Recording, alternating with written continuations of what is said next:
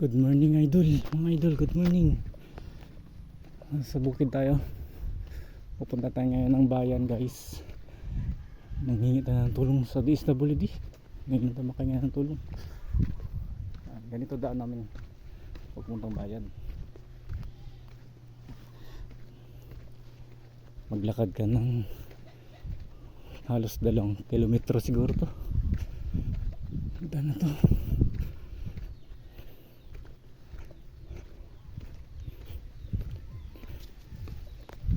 Pupunta tayo ng bayan guys kasi magpasa ako ng mga requirements. Humingi tayo ng tulong sa gobyerno. Sayang naman yung tax natin, hindi natin magagamit. Kaltasan ng tax, lahat ng binibili natin may tax.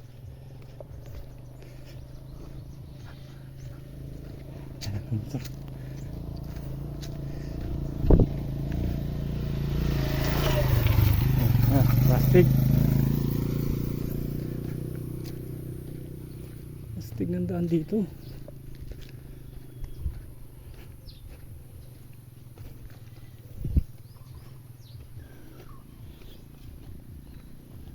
Kagabi kasi umulan na malakas, pero di pa kami makatanim ng mais kasi hindi pa,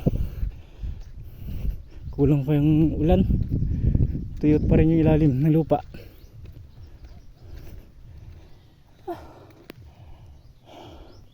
Yung driver natin nandun sa dulo. Payat yung driver natin, nangangayat din.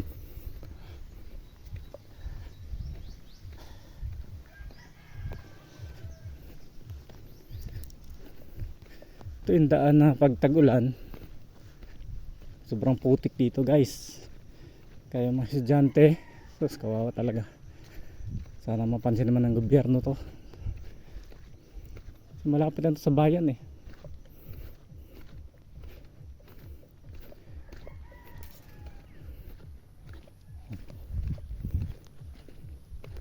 Sobrang putik to pag tag-ulan.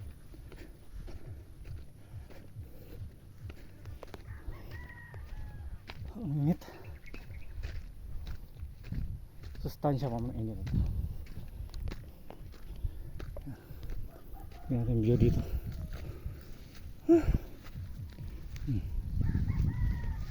May bukid.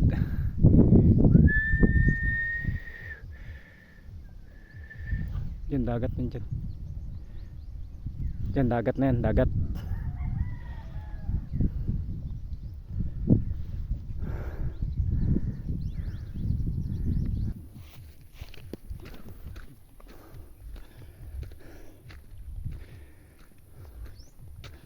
Dito.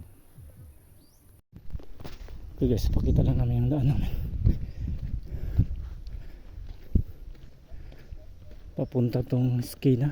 Doon sa may eskina, tinatawag na eskina. Sementado na dun. O, diba? Tagatak ang pawis. Tagatak.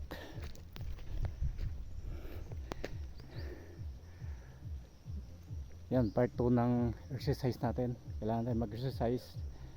Imbis sumakay ka, maglakad na lang kasi exercise yan eh. Kailangan tayo mag-exercise para bumaba yung blood sugar natin.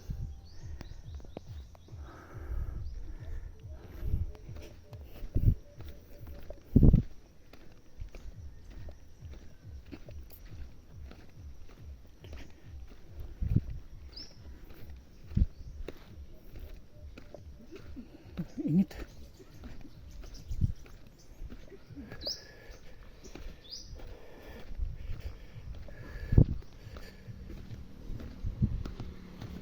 Dyan banda semento na dyan.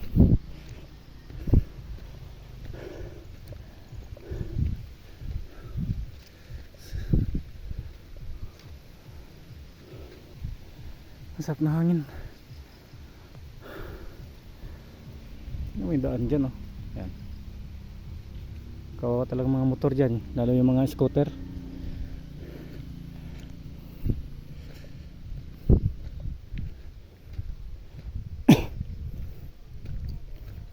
Ang sinimento dito lang Hindi pa umabot. Di pa dala diniretso to. Yan guys. Yan buhay sa bukid. Guys, update ko mamaya. Bye bye.